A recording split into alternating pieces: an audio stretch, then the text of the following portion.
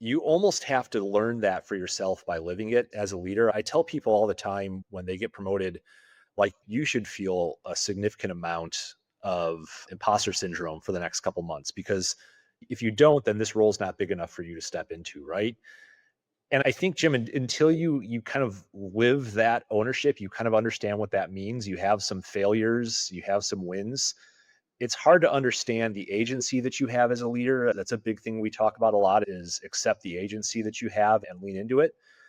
And it's easy to want to just fall back and let someone else make the decisions. And if you allow me a quick anecdote, when I first was promoted to vice president at MariaDB, I remember a customer escalation call, and I've got my team on, I've got my support team, my services team, I've got my site reliability people on, I've got product people on, all these different things. And we're going through this just harrowing experience.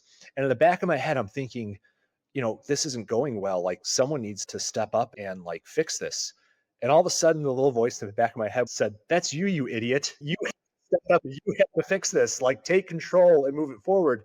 And that was, an interesting point in my development as a leader. It was the first time where I realized, no, the cavalry wasn't coming, right? I was the senior person in the room. I had to fix it. I had to wrangle people and stop the fighting and everything else.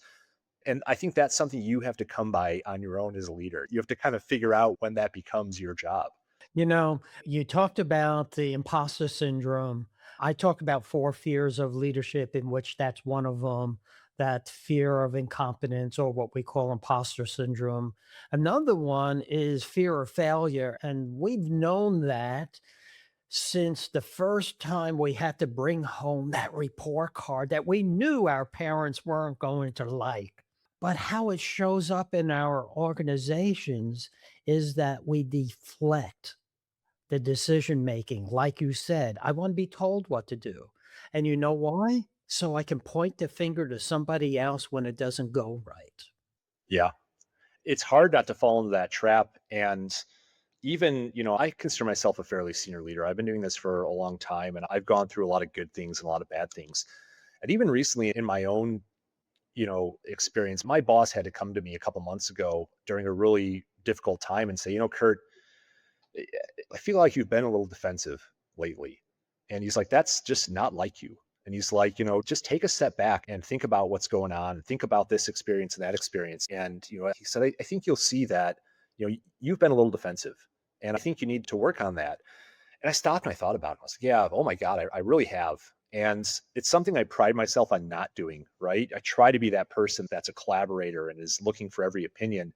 But you get a little bit too much stress. Things get a little bit heavier, a little bit difficult in a certain time. And it's easy to say, "Whoa, hold on a minute, hold on a minute. That's not my fault," right? When you don't need to say that. All you have to do is help and try to fix things and lead from the front when doing that. And there's no reason to be defensive at that point in time. So it's a trap. It's really easy to fall into. Yep. Yes, very much so. That's that little voice in our head that helped us in the lions and tigers and bears time of human survival.